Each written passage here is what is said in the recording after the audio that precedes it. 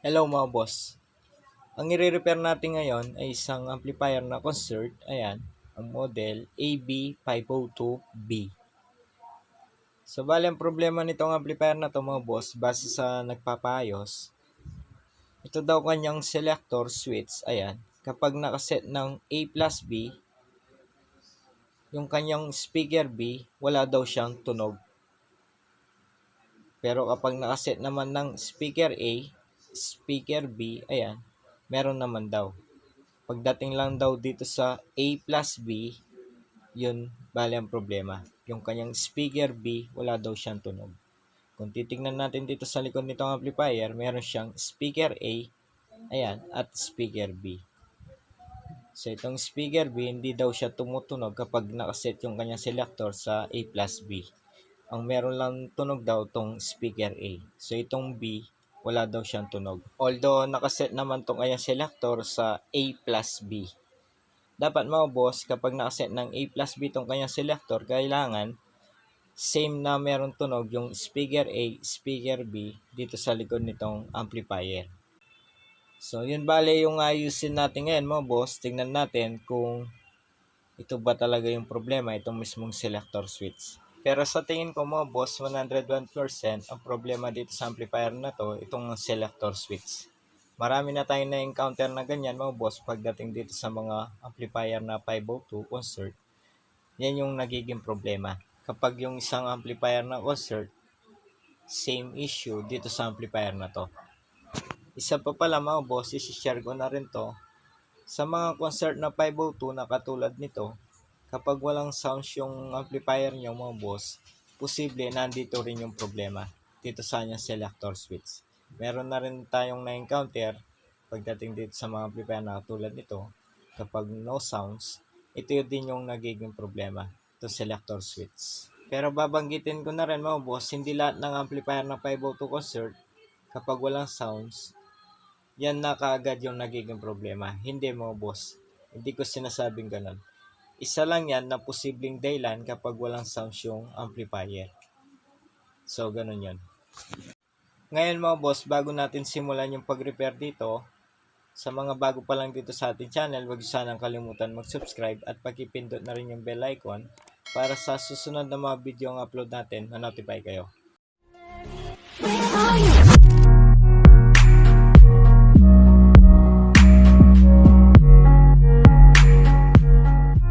Ayan mga boss, kung titignan nyo, bale nabuksan ko na tong amplifier. At kung papansinin nyo pala mga boss, ayan o, malinis pa yung loob nitong amplifier.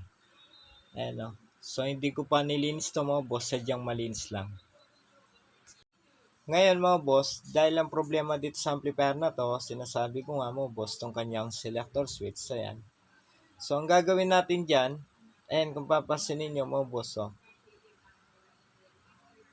nangitim na tong kanyang board dito sa kanyang selector switch. So, panigurado, meron na talagang problema tong kanyang selector switch.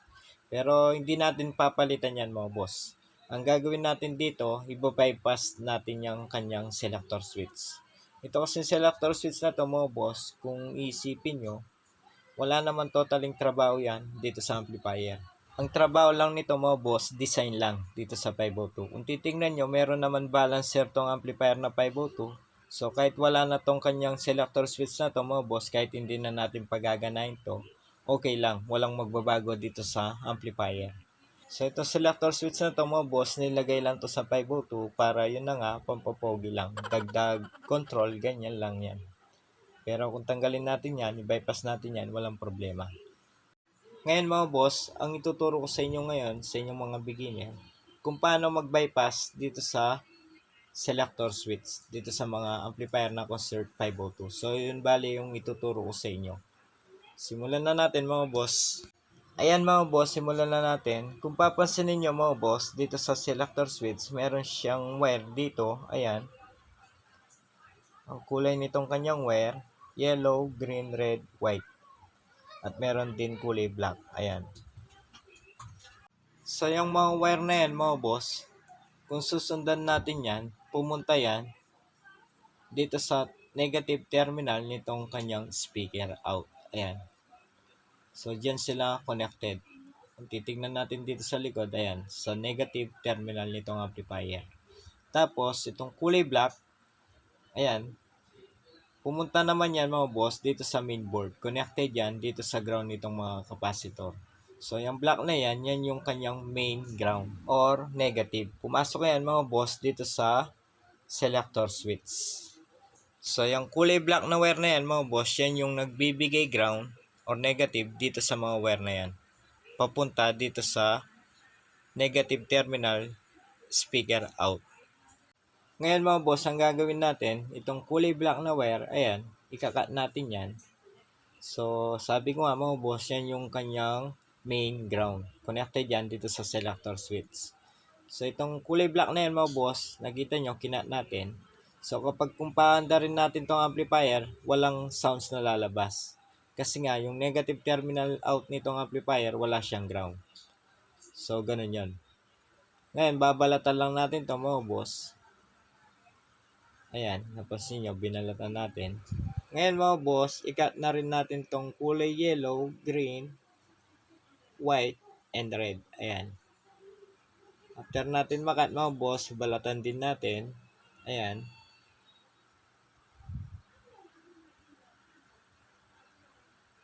Ngayon mga boss, after natin mabalat tong mga wires, so sunod lang gagawin natin, yung mga wire na yan, idudugtong lang natin. Sa madaling salita mga boss, yung mga wire na yan na binalatan natin, ipagsama-sama lang natin. Ayan, ganyan lang. So, isama na rin natin yung kulay black mga boss kasi yung black na yan, yan yung kanyang main ground. So, kapag hindi natin sinama yan, walang lalabas na sounds dito sa amplifier. Kasi mga boss, yung speaker natin, dyan bali kumukuha ng ground or negative dun sa kulay black na wire. Ngayon mga boss, after natin mapagsama-sama yung mga wire, so solder natin, ayan, para matibay, para malayong may kumalas. After natin may solder mga boss, so iti-tape na rin natin to. Kukunin ko lang yung electrical tape. Ayan mga boss, so iti-tape ko lang.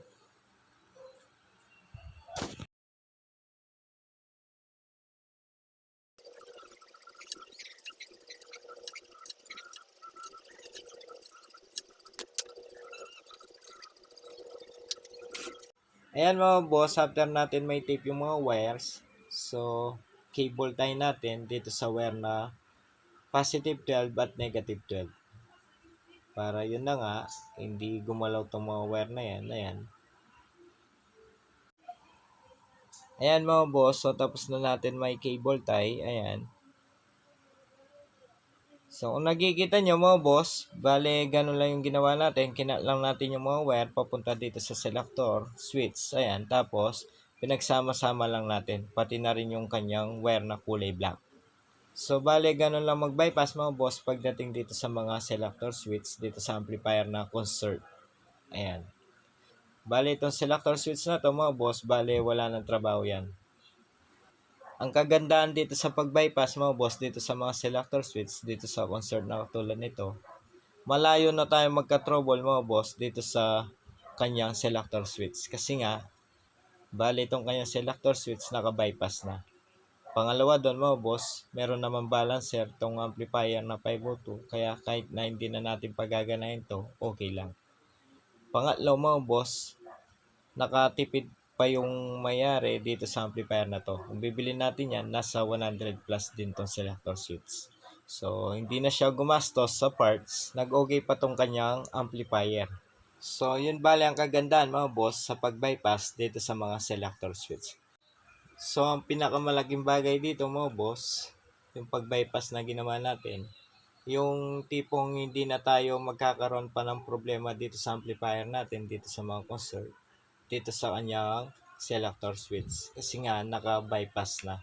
Madalas pa naman mga boss, itong mga concert na amplifier na katulad nito, madalas yung mga selector switch na yan, laging nasisira. So sa ngayon mga boss, hindi na tayo magkakaroon pa ng problema dito sa kanyang selector switch kasi nga naka-bypass na. Madalas nasisira pala yung mga selector switch na yan mga boss sa sobrang lakas natin magpatugtog.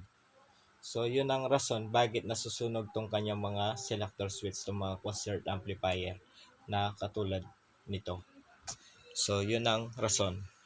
So, uulitin ko lang mga boss, dito sa mga amplifier concert na katulad nito, hindi lahat ng walang sounds ang nagiging problema itong selector switch. Hindi ganon mga boss, hindi ganon yung punto ko. Ang punto ko dito, isang posibleng dahilan na walang sounds yung isang amplifier na concert, itong kanyang selector switch. So, ganun yan. So, hanggang dito na lang itong ating video mga boss. Hindi ko na may papakita pa sa inyo yung pag-test ko dito sa amplifier na to kasi nga medyo busy tayo mga boss. Marami tayong ginagawa. Pero ganun pa man, sasabihin ko sa inyo mga boss, 101% okay na tong amplifier na to. Bale, yun lang yung naging problema mga boss, yung kanyang selector switch. So sa mga bago pa lang dito sa ating channel, huwag sanang kalimutan mag-subscribe at pag-i-hit na rin yung bell icon para sa susunod na mga video ang upload natin, ma-notify kayo. Maraming salamat mga boss.